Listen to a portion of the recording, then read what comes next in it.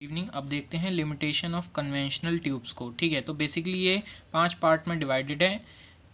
Inter electrode capacitance, skin effect, dielectric losses, transit time effect और gain bandwidth limitation. ठीक है, एक एक करके इन्हें समझते हैं ये क्या होते हैं। तो जो आपका फर्स्ट वाला है इंटर इलेक्ट्रोड कैपेसिटेंस, उसका ये होता है मतलब कि आपका कुछ जो कन्वेंशनल ट्यूब्स होती हैं वो कुछ इस टाइप की दिखती हैं। ये आपका एक ग्लास का एक डिवाइस होता है जिसके नीचे आपका ये बैकेलाइट का एक माउंट लगा होता है, उसके नीचे पिन्स होती हैं। ओके, तो इसमें क्या होते हैं कि कई सारे इलेक्ट्रोड्स होते हैं, इनमें से कुछ पॉजिटिव होते हैं और कुछ नेगेटिव होते हैं, और ये टोटली गैस से कवर ग्लास से कवर होते हैं ताकि कि इसमें जो एयर या मॉइस्चर है वो अंदर ना जा सके। ठीक है, अब कुछ इसमें इलेक्ट्रोड पॉजिटिव हैं, कुछ नेगेटिव हैं, तो नॉर्मल सी बात है कि एक दो प्लेट्स की तरह वर्क करेंगे, एक पॉजिटिव प्लेट एक नेगेटिव प्लेट, जो कि एक कैपेसिटर का काम करेगा। इससे क्या होता है कि आपका जो कैपेसिटेंस होता है वो नेटवर्क का कम या ज़्यादा हो जाता है। ठीक है, तो वो एक इसकी लिमिटेशंस है।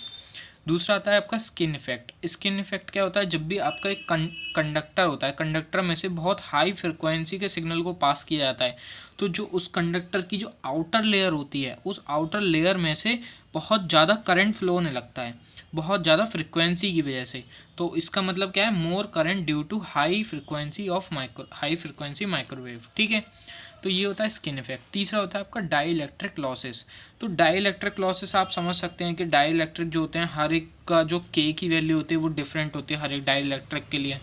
तो उससे क्या होता है, डाइलेक्ट्रिक चार्ज को अपने अंदर स्टोर भी करता है और देन अकॉर्डिंग टू मतलब यूज़ उसको फिर रिलीज़ भी करता है। तो उससे क्या होता है, आपकी हीट जनरेट होती है, और जब भी हीट जनरेट होती है तो आपकी जो फ्रिक्वेंसी होती है वो हमारी रिक्वायर्ड फ्रिक्वेंसी से ड्रॉप कर जाती है, यानी कि जो फ्रिक्वेंसी हम बहुत ज़्यादा चाहते हैं हम उतनी अचीव नहीं कर पाते। तो ये एक तरह से वो डाइलेक्ट्रिक लॉस में काउंट होता है। फिर आपका आता है ट्रांजिट टाइम इफेक्ट। जो आपका ये कन्वेंशनल ट्यूब्स होती हैं, ये ऐसा नहीं होता है कि आप जैसे इसे ऑन करें तुरंत बहुत तेज़ी से काम करना स्टार्ट कर दें। इसको पहले थोड़ा टाइम लगता है स्टार्ट होने के लिए, कुछ सेकंड ये लेती हैं स्टार्ट होने के लिए, देन ये उसके बाद में अपना काम शुरू करती हैं हाई फ्रिक्वेंसी के लिए काम करना। ओके, और एक होती है इसकी गेन बैंडविड्थ लिमिटेशन।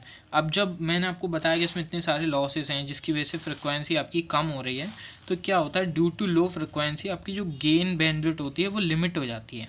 ठीक है, तो इसमें आप गेन बैंडविड्थ वाले में इन सारे इफेक्ट्स के बारे में थोड़ा थोड़ा देख सकते हैं कि इसकी वजह से गेन बैंडविड्थ जो होती है वो लिमिटेड हो जाती है। आई होप कि आपको लिमिटेशंस ऑफ कन्वेंशनल ट्यूब्स समझ में आया होगा।